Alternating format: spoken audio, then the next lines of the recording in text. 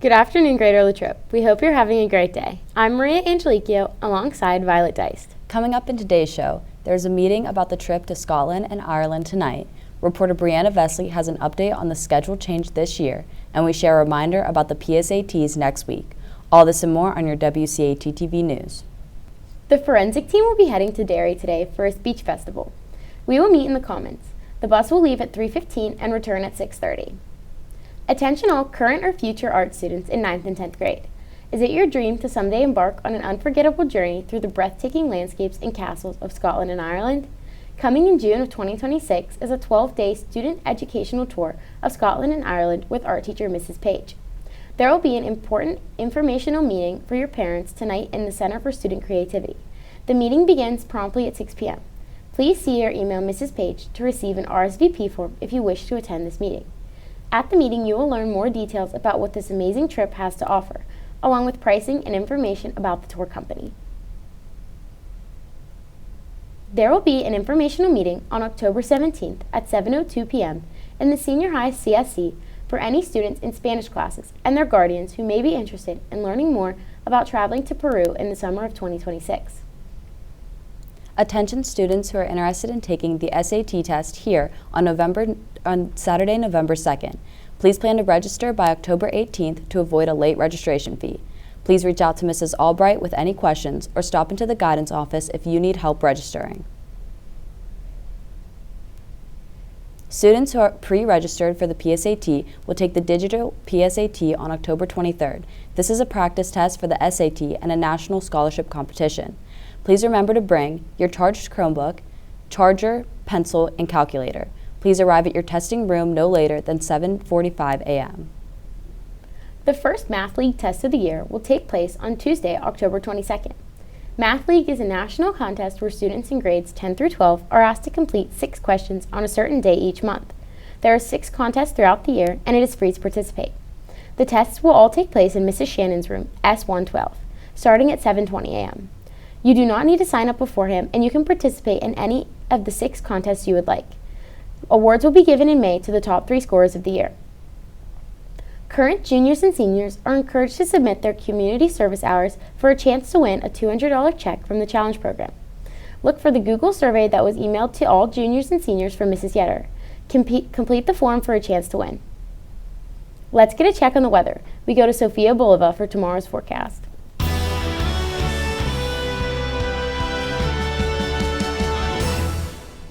Good afternoon, Wildcats. Tomorrow we have a high of 58 and a low of 34 with sunny skies. For the rest of this week, expect sunny skies with the temperature staying in the same range as today. That's all for weather. Thanks, and back to you. Thanks, Sophia. Students interested in attending a field trip to St. Vincent College on November 1st should contact Mrs. Donahue for more information. The day will include various activities, including creative writing and publishing, education through creation, digital arts, approaches to mental health, philosophical and historical reasoning, crafting, Chinese calligraphy, and more. Students will also have the opportunity to engage with the music and theater programs. Lunch will be provided and campus tours will be available. St. Vincent College is hosting their annual Leadership Day event through the McKenna School of Business for high school students interested in accounting, marketing, or business management. The event will take place on Friday, November 8th, and Act 80 Day.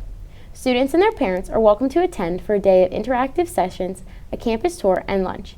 Please register to attend using the QR code. Attention any student currently enrolled in an AP course. The AP exam registration window has opened.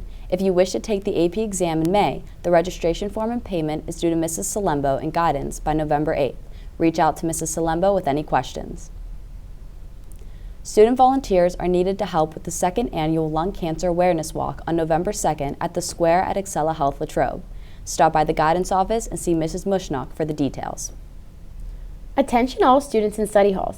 Please remember that you are welcome to use eHall Pass to come to the library. The expectation is that all students will be working on something quietly or borrowing books when visiting.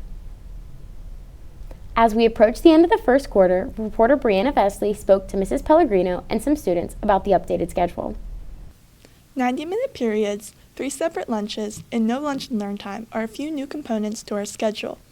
Weeks into the school year, students and faculty are still working to adapt to the changes. This year, classes are longer to account for built-in remediation. Although it is only a 10-minute change, students say it feels much longer.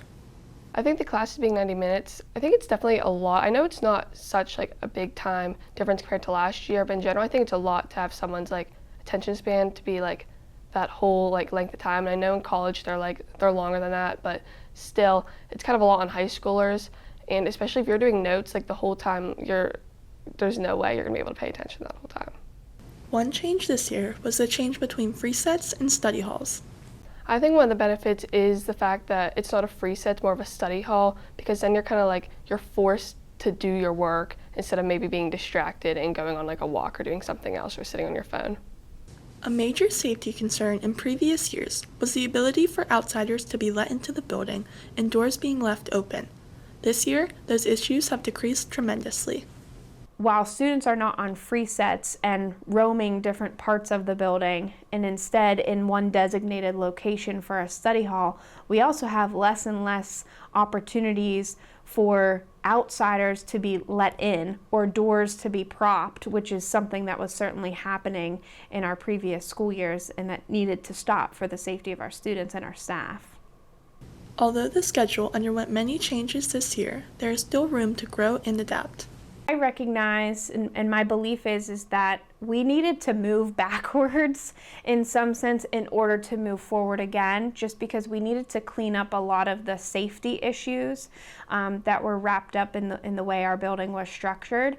Now that I feel like we've done that, then I think it's time for us to move forward with in the correct way, bringing about opportunities for students to engage socially with each other through clubs and other organizations or maybe other types of activities that could be going on. While the schedule is still new, we are looking forward to the positive changes it will bring for our school. For WCAT-TV, I'm Brianna Vesley. We go to Alex Zaman for an update on our Wildcat sports teams.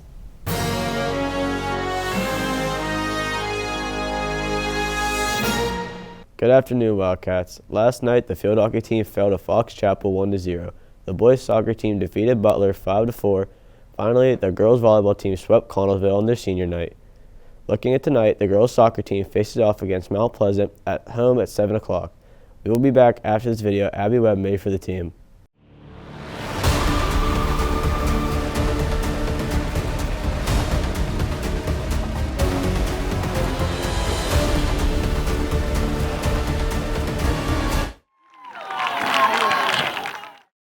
That's all for Wildcat Sports. Now here's Luke Bollenbosch with National Sports.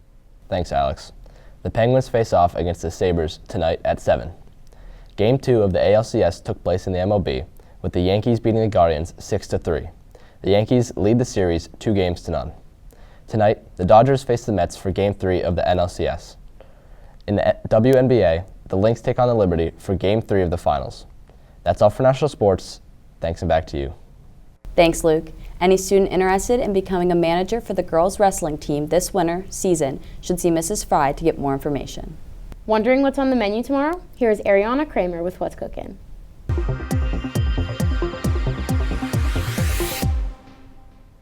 What's cooking, Latrobe? Cooking up in the main line tomorrow, we have a 3-cheese pasta with garlic breadsticks and cut green beans. The sandwich options are hamburger, cheeseburger, or chicken patty. The pizza options are homemade cheese and pepperoni pizza.